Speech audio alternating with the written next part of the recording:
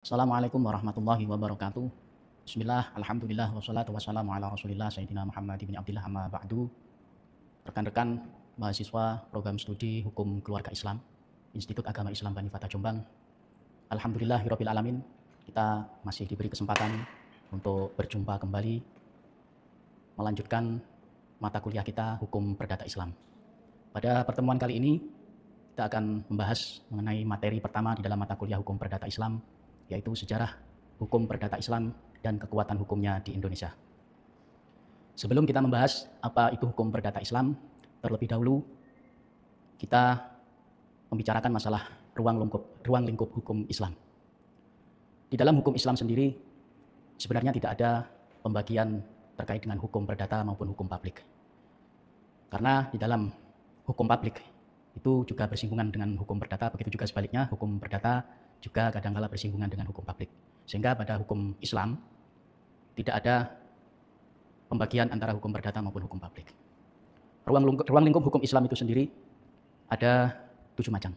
Yang pertama yakni munakahat atau fikih munakahat, hukum perkawinan Islam. Yang kedua adalah wirasah terkait dengan hukum waris. Yang ketiga adalah muamalah. Muamalah dalam arti khusus karena pada dasarnya pembagian hukum Islam secara global, secara garis besar itu ada 2, yakni ibadah berkaitan dengan Allah Subhanahu wa taala dan juga muamalah yang berkaitan dengan sesama. Sehingga muamalah dalam arti yang ketiga ini adalah muamalah dalam arti khusus, artinya berkaitan dengan transaksi yang langsung berkaitan dengan bisnis dalam ekonomi Islam. Yang keempat adalah jinayah atau hukum pidana Islam. Dan yang kelima al-ahkamus sultaniyah, hukum tata negara Islam.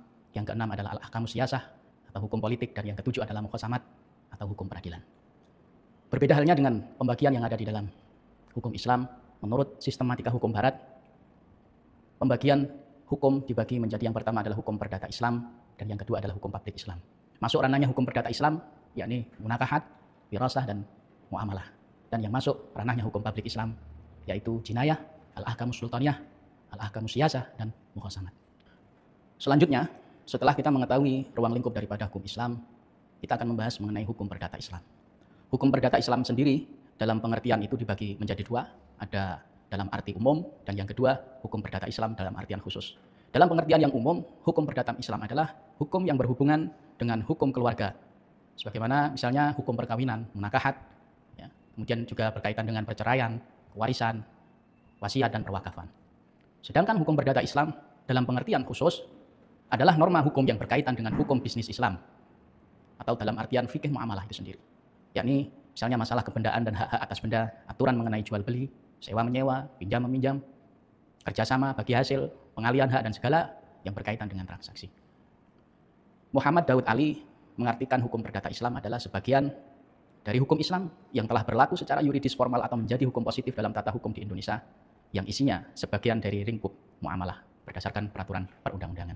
Sehingga hukum perdata Islam menurut Muhammad Daud Ali ini adalah hukum perdata Islam atau hukum yang isinya di situ terkait dengan fikih muamalah yang sudah menjadi hukum positif. Artian ada dasar hukum pemberlakuannya, yakni berdasarkan peraturan perundang-undangan. Kemudian kita berbicara mengenai sejarah berlakunya hukum perdata Islam di Indonesia. Ada beberapa era kalau kita melihat sejarah berlakunya hukum perdata Islam, yakni dimulai pada waktu Indonesia atau masih berupa kerajaan ataupun kesultanan di Islam Nusantara. Pada masa ini hukum dipraktekkan oleh masyarakat dalam bentuk yang hampir bisa dikatakan sempurna, sumul. Mencakup masalah muamalah, akhwalus syahsiyah, yakni perkawinan, perceraian dan warisan, kemudian peradilan dan tentu saja dalam masalah ibadah. Hukum Islam ketika era kerajaan maupun kesultanan Islam di Nusantara ini dikatakan sebagai hukum Islam yang telah sempurna, ya hampir sempurna karena memang mayoritas kerajaan ataupun kesultanan di Islam, kerajaan maupun kesultanan Islam di Nusantara ini menerapkan hukum Islam secara sempurna dalam beberapa aspek kehidupan. Selanjutnya setelah era kolonial Belanda beralih kepada era kolonial Jepang. Pada era kolonial Jepang ini sebenarnya tidak ada perubahan yang signifikan karena pada era kolonial Jepang tidak ada perubahan karena memang Jepang tidak ingin mencampuri urusan adat istiadat maupun praktek keagamaan pada waktu itu karena menghindari adanya resistensi atau perlawanan. Jepang pada waktu itu hanya mengganti simbol-simbol Belanda yang ada pada waktu itu saja dan tidak mencampuri untuk urusan adat istiadat maupun praktek keagamaan yang ada pada waktu itu. Kemudian setelah era kolonial Jepang barulah masuk kepada era kemerdekaan. Pada era kemerdekaan ini yang mana teori resepsi yang sebelumnya pada era kolonial Belanda ini ajarannya sudah berkembang. Teori resepsi ini dianggap bertentangan dengan Undang-Undang Dasar 1945. Maka Azairin menyebut teori ini sebagai teori iblis. Kemudian selain itu Sayyidi Khalid juga mencetuskan teori baru sebagai pengganti teori resepsi, yakni teori resepsi akun terakhir. Hukum adat bisa berlaku jika tidak bertentangan dengan hukum Islam. Sehingga dengan adanya teori ini memberikan dampak perubahan terhadap perkembangan hukum Islam yang ada di Indonesia, karena yang sebelumnya hukum Islam ini dianggap atau dipertentangkan, dihadapkan dengan adat. Tapi setelah adanya teori ini baru sebaliknya, artinya hukum Islamlah yang harus didahulukan atau yang harus dilaksanakan selama adat itu tidak bertentangan dengan hukum Islam. Dari beberapa produk hukum itu kita bahas beberapa termasuk yang menjadi dasar hukum di dalam berlakunya hukum perdata Islam di Indonesia. Salah satunya adalah Undang-Undang Nomor 1 Tahun 1974 tentang perkawinan. Undang-undang ini bermaksud untuk mengadakan unifikasi hukum dalam bidang hukum perkawinan, karena mengingat hukum yang digunakan dalam hal perkawinan masih sangat beragam pada waktu itu. Tetapi upaya unifikasi ini juga tidak menghilangkan kebinekaan yang masih dipertahankan, karena masih berlakunya ketentuan perkawinan yang didasarkan pada hukum masing-masing agama. Pengesahan undang-undang perkawinan ini dilakukan dengan tujuan adanya kodifikasi dan unifikasi hukum perkawinan yang berlaku untuk seluruh masyarakat.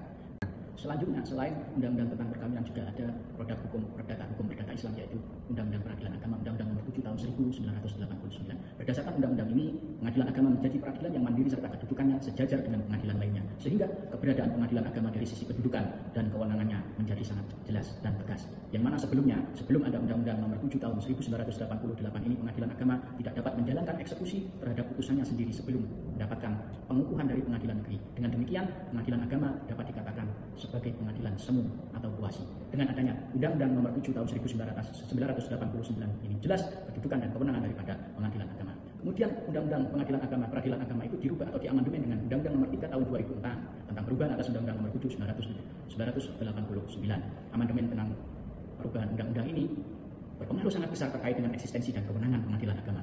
Salah satunya adalah adanya penambahan kewenangan absolut pengadilan agama termasuk sengketa ekonomi syariah. Selain itu juga menghilangkan choice of law atau pilihan hukum dalam hukum pewarisan, yang mana sebelumnya masih ada opsi untuk mengajukan sengketa waris ke pengadilan agama ataupun ke pengadilan. Selanjutnya juga ada lagi produk daripada hukum perdata Islam, yaitu kompilasi hukum Islam. Kompilasi hukum Islam ini merupakan kodifikasi hukum Islam pertama di Indonesia yang eksistensinya berdasarkan instruksi Presiden Impres Nomor 1 Tahun 91. KHI ini merespon terhadap beragamnya keputusan pengadilan agama untuk satu kasus yang sama yang disebabkan dari beragamnya sumber-sumber pengambilan hukum berupa kitab fikih yang dipakai oleh para hakim dalam memutuskan suatu perkara. KHI sebagai landasan rujukan bagi para hakim agama sekaligus sebagai langkah awal untuk mewujudkan kodifikasi hukum nasional. Di dalam kompilasi hukum Islam ini terdiri atas 3 buku, masing-masing buku 1 tentang perkawinan, buku 2 tentang pewarisan, dan buku 3 tentang perwakafan. Selain KHI juga ada kodifikasi hukum satu lagi, yakni kompilasi hukum ekonomi syariah. Kompilasi hukum ekonomi syariah atau KHS merupakan satu terobosan dan positifikasi hukum fikih muamalah dalam peraturan yang ada di Indonesia, yang mana KHS ini berfungsi sebagai rujukan dalam putusan hukum para hakim dalam peradilan agama sebagai pertimbangan dalam persoalan ekonomi syariah. Sehingga memang lahirnya KHS ini berawal dari terbitnya Undang-Undang Nomor 3 Tahun 2006 tentang perubahan atas Undang-Undang Nomor 7 Tahun 1989 tentang peradilan agama, di mana undang-undang tersebut memperluas kewenangan peradilan agama sesuai dengan perkembangan hukum dan kebutuhan umat Islam Indonesia pada waktu itu, yang salah satunya dalam bidang sengketa ekonomi syariah. Hukum yang mendasari berlakunya KHS ini adalah Peraturan Mahkamah Agung Republik Indonesia Nomor 2 Tahun 2008. Peraturan ini menjadi pedoman bagi para hakim peradilan agama dalam memeriksa, memutus, dan menyelesaikan perkara ekonomi syariah yang merupakan salah satu kewenangan peradilan agama berdasarkan Undang-Undang Peradilan Agama yang baru, yakni Undang-Undang Nomor 3 Tahun 2006. Alhasil, hukum perdata Islam di Indonesia ini merupakan bagian integral yang tidak terpisahkan dari sistem hukum nasional yang mengatur hubungan keperdataan antara umat Islam. Sistem hukum ini berakar pada syariat Islam yang beradaptasi dengan kondisi sosiokultural masyarakat Indonesia. Keberadaan hukum perdata Islam di Indonesia ini mencerminkan pluralisme hukum yang menjadi ciri khas daripada negara ini. Daripada hukum perdata Islam ini berdampingan dengan hukum adat dan hukum perdata barat, memberikan pilihan hukum bagi warga negara Muslim dalam menyelesaikan perkara keperdataan mereka. Perkembangan hukum perdata Islam ini juga terus mengalami dinamika, terus berkembang sejalan dengan perubahan sosial dan tuntunan modernitas, namun tetap berupaya mempertahankan esensi nilai-nilai Islam itu sendiri. Yang terakhir dari materi yang telah saya sampaikan terkait dengan sejarah berlakunya hukum perdata Islam dan kekuatan hukumnya di Indonesia, saya memberikan tugas kepada rekan-rekan mahasiswa untuk nanti bisa dikumpulkan tugasnya melalui akun akademik masing-masing. Tugas kita pada kali ini adalah mengapa hukum Islam tidak digunakan sebagai satu-satunya dasar pembentukan hukum di Indonesia, padahal penduduknya mayoritas beragama Islam. Termasuk dalam hal ini adalah dalam lingkup hukum perdata yang beragam di Indonesia, sehingga hukum perdata Islam bukan satu-satunya hukum perdata yang diberlakukan di Indonesia. Bagaimana pendapat saudara? Silahkan nanti ditulis, kemudian dikumpulkan, tugas-tugasnya diupload di dalam akun akademik masing-masing. Alhamdulillahirabbil alamin. Pada akhirnya selesai sudah materi yang saya sampaikan terkait dengan sejarah berlakunya hukum perdata Islam dan kekuatan hukumnya di Indonesia dalam mata kuliah hukum perdata Islam. Semoga diberikan ilmu yang manfaat. Kurang lebihnya saya mohon maaf. Wallahual muwaffiq ila aqwamit thoriq. Assalamualaikum warahmatullahi wabarakatuh.